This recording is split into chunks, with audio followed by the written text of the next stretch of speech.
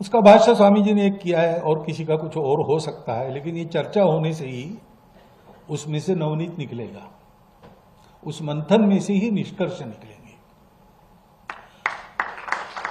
उसकी आवश्यकता है, क्योंकि हमारा अपना जीवन इसके अनुसार नहीं चल रहा है। दुनिया को उनको बहुत सिखाना है और सिखाने लायक हमारे पास बहुत है, लेकिन जो बहुत है वो आज हमारे आचरण में नहीं है। तो भेदभाव कहां से आया? अभी भी चलता है। क्यों चलता है?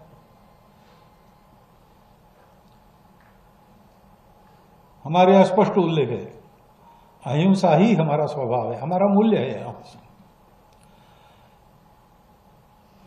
लेकिन हमारी अहिंसा लोगों को बदलने के लिए, लोगों को अहिंसक बनाने के लिए है। तो कुछ लोग तो बन जाएंगे हमारा उदाहरण लेकर, लेकिन कुछ लोग नहीं बनेंगे, और इतने बगड़े रहेंगे कुछ भी करो वो नहीं होंगे और उपद्रव करेंगे दुनिया का। तो इसके लिए क्या करना है?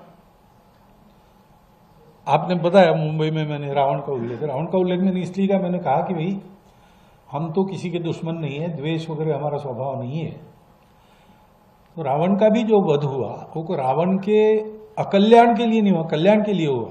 जब ये सिद्ध हुआ कि शिवभक्त रावण है, वेद ज्ञाता रावण है, उत्तम गवर्नेंस करने वाला रावण है, सब प्रकार का उसके पास अच्छा आदमी बनने के लिए जो जो चाहिए वो सब है, लेकिन उसने जिस शरीर और मन बुद्धि का स्वीकार किया है वो ऐसा है कि वो इस अच्छाई को उसके अंदर आने नहीं देगा, और कुछ भी करो उसमें अच्छाई भर नहीं सकते।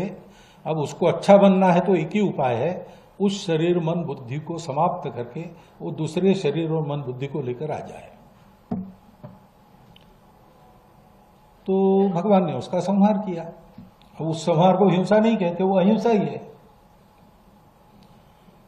तो अहिंसा हमारा धर्म है। आतताइयों से मारना खाना, गुंडागर्दी वालों को सबक सिखाना, ये भी हमारा धर्म है।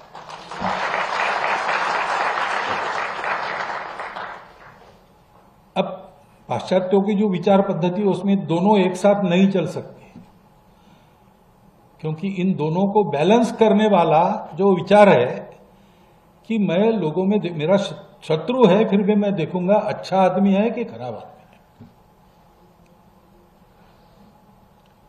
वो बैलेंस नहीं है। शत्रु है या नहीं शत्रु है, वो अच्छा होगा तो भी उसको पूरा मिटा दो। हमारे यहां वो अच्छा है कि नहीं इसको देखते हैं, और कुछ लोगों को थोड़ा दंड देके, कुछ लोगों को ज्यादा दंड देके, कुछ लोगों को दंड दिए बिना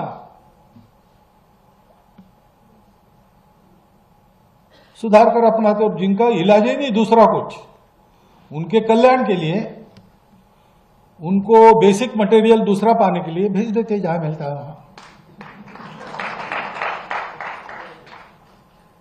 इसमें एक बैलेंस है। अभी हम कभी भी अपने पड़ोसियों की कोई अपमान, कोई हानि नहीं करते, लेकिन ऐसा हम रहते हैं तो भी अगर कोई उतर आए बुराई पर, तो वहां पर अब दूसरा इलाज क्या है? राजा का कर्तव्य है प्रजा की रक्षा करना, राजा अपना कर्तव्य करेगा। दोनों धर्म है। इसलिए गीता में अहिंसा का ही उपदेश है। अहिंसा का उपदेश इसलिए किया कि अर्जुन लड़े और मारे,